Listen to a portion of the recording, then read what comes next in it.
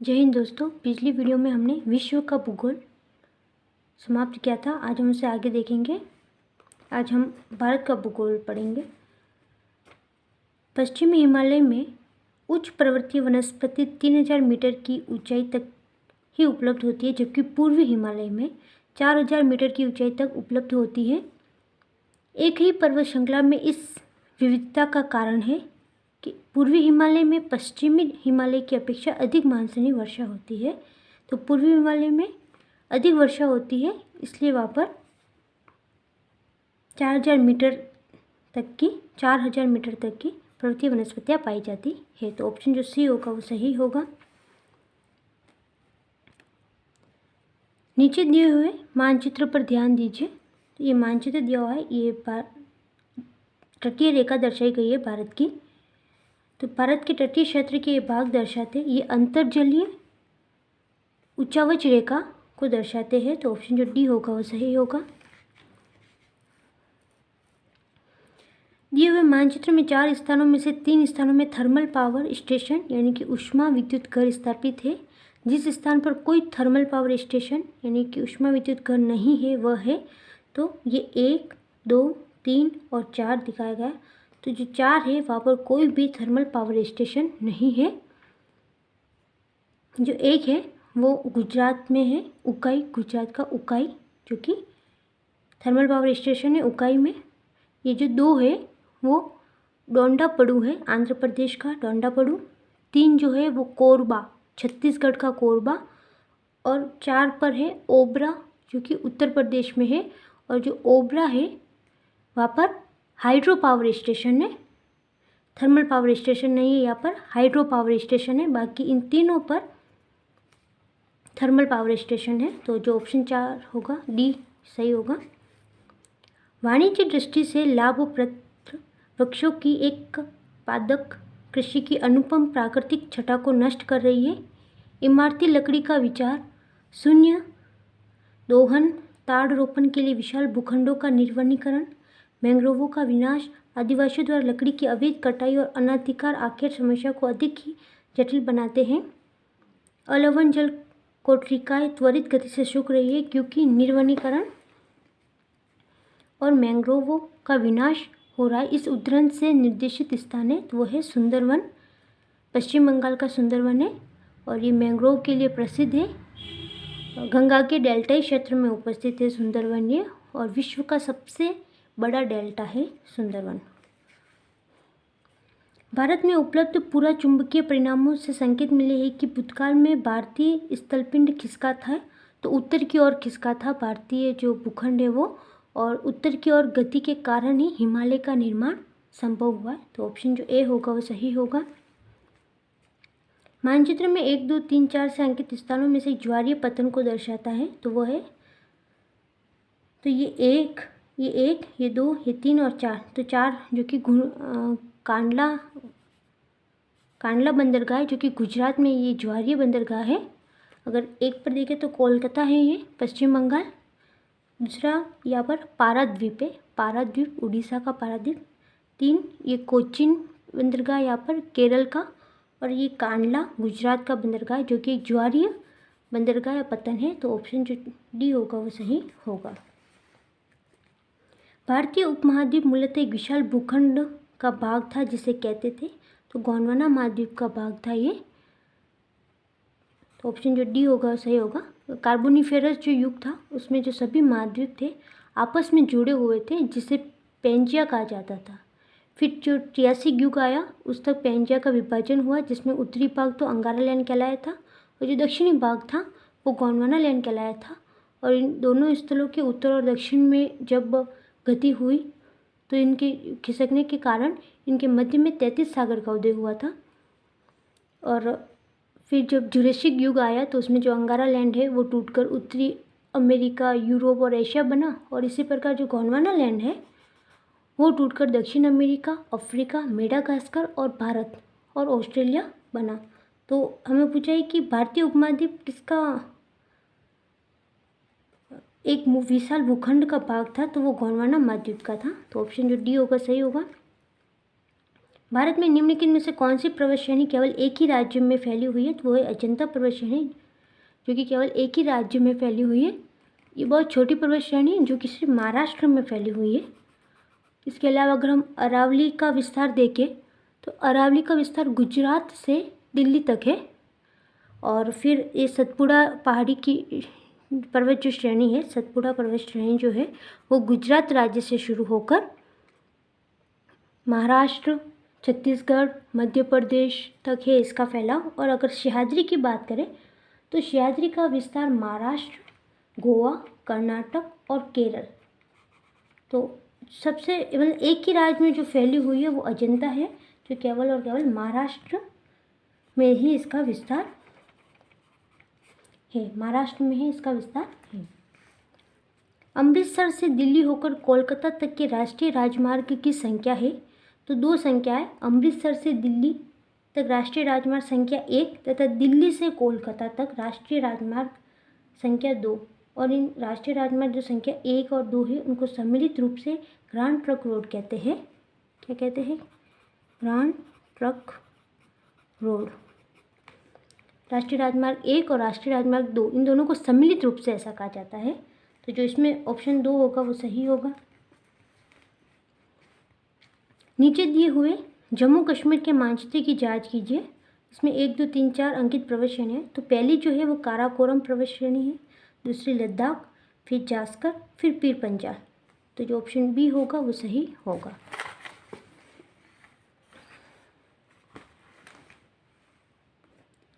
भारतीय उपमहाद्वीप पर ग्रीष्म ऋतु में उच्च दाब और निम्न दाब हिंद महासागर से वायु का आकर्षण करते जिसके कारण प्रवाहित होती है। तो दक्षिणी पश्चिम में मानसून प्रवाहित होती है।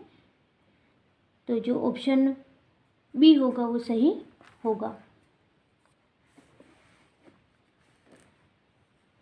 सूची 1 अयस्क और सूची 2 वे राज्य जिनमें उनका खनन होता है सम्मिलित कीजिए। तो सूचियों के नीचे दिए हुए कोड का प्रयोग करते हुए सही उत्तर का चयन कीजिए। तो ये अयस्क और वे राज्य जिनमें इनका खनन होता है। तो मैग्नीज मध्य प्रदेश से इनका खनन होता है, निकिल उड़ीसा से, सीसा राजस्थान और एस्बेस्टोस आंध्र प्रदेश। तो जो ऑप्शन सी होगा वो सही होगा। सन 1991 की जनगणना के अनुसार निम्नलिखित किस राज्य में शेष 3 राज्यों की तुलना में जनसंख्या घनत्व निम्नतर है? तो सिक्किम। निम्नलिखित में से कौन से युग्म सही सम्मिलित है?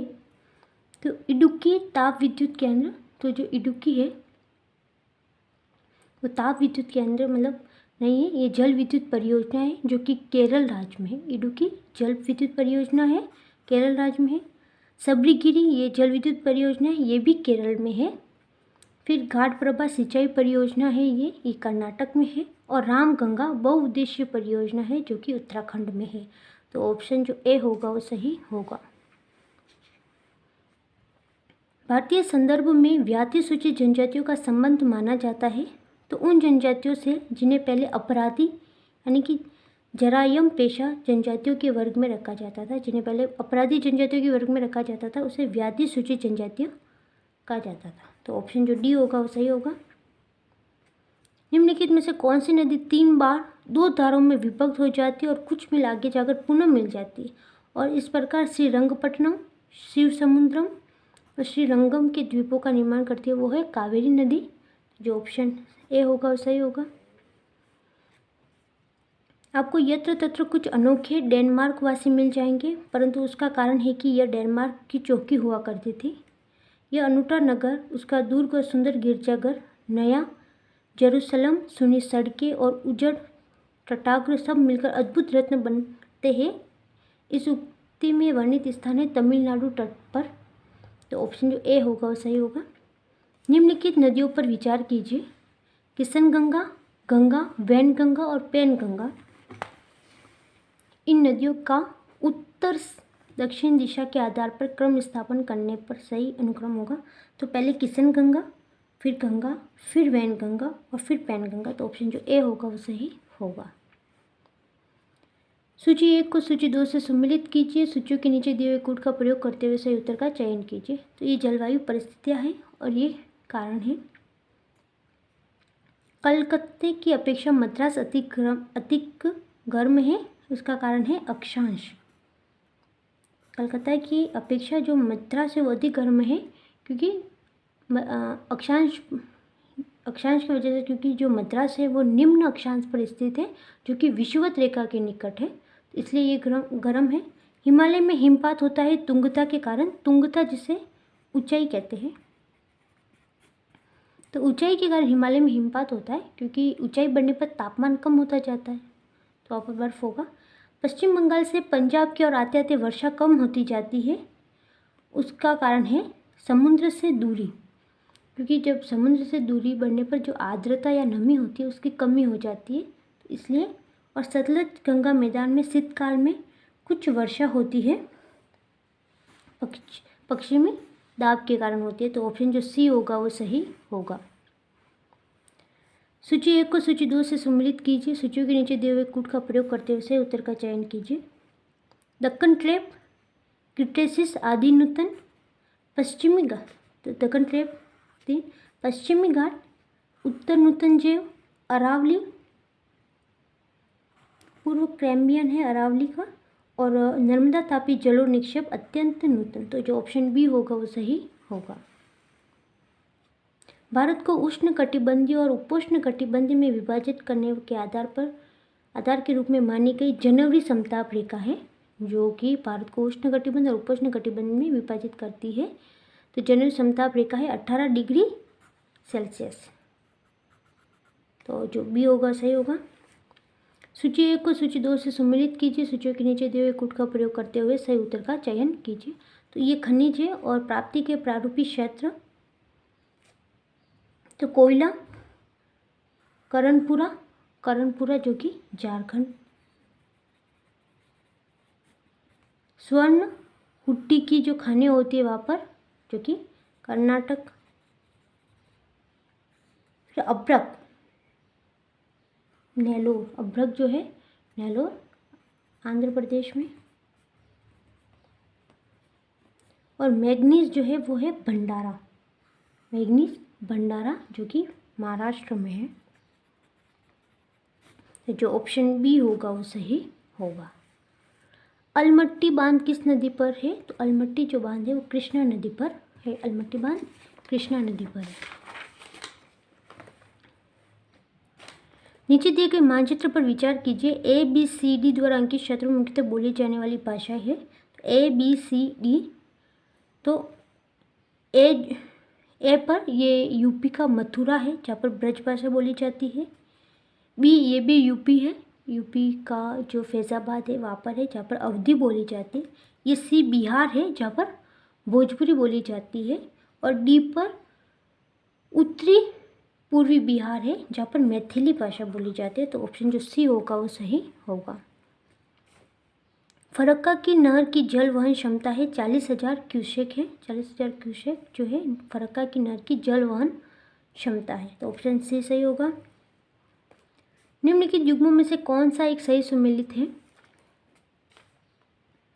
तो सुंदरी जो कि पश्चिम बंगाल से संबंधित है, सुंदरी वन जो है वो ये विश्व का सबसे बड़ा आर्द्र क्षेत्र है जो सुंदरी जहाँ वन लगते हैं, और सुंदरी वृक्ष जो है उनकी अधिकता के कारण ही इस वन का नाम जो है सुंदर वन पड़ा, तो जो ऑप्शन डी होगा वो सही होगा। नीचे दिए गए मानचित्र पर विचार कीजिए।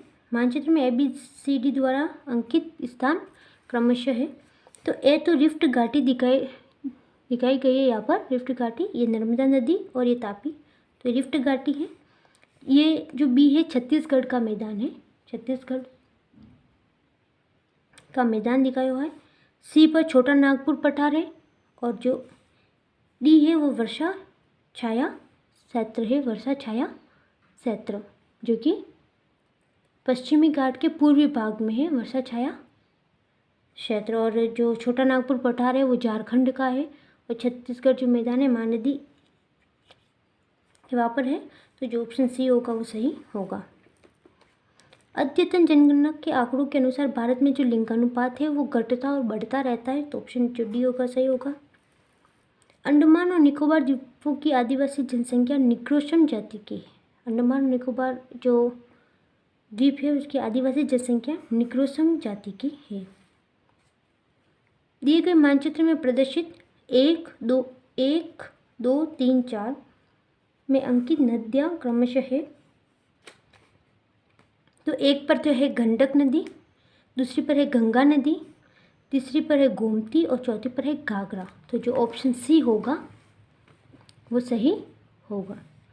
पूर्व की ओर बहने वाली भारत की निम्न की नदियों में से किस एक में निम्न वलन के कारण विभ्रंश घाटी है? तो दामोदर नदी जो है उसमें, तो जो ऑप्शन ए होगा वो सही होगा। जो निम्न वलन या निम्नवर्ती जो कटाव है ये भूप्रकृति से संबंधित होता है। तो निम्नवर्ती जो कटाव है उसके कारण दामोदर नदी पूर्व की ओर एक रिफ्ट घाटी में बहती है, विभ्रंश घाटी या रिफ्ट घाटी में बहती है। तो दामोदर नदी। दिए गए कच्चे रूपरेखा मानचित्र में वन क्षेत्रों को 1, 2, 3, 4 के रूप में अंकित किया गया है। 1, 2, 3 और 4 इनमें से जिनमें 1997 ईस्वी में गंभीर महामारी का प्रकोप हुआ था वे क्षेत्र है। तो ये 3 जो है ये साखू वन जो कि मध्य प्रदेश के साखू वन है। 1997 में कीट पतंग जो होते हैं उनकी वजह से ये वन बुरी तरह से प्रभावित हुए थे और बहुत से वन इसकी वजह से सूखने भी लग गए थे। तो जो सी है वो सही होगा। नीचे दिए गए कच्चे मानचित्र में 1, 2, 3,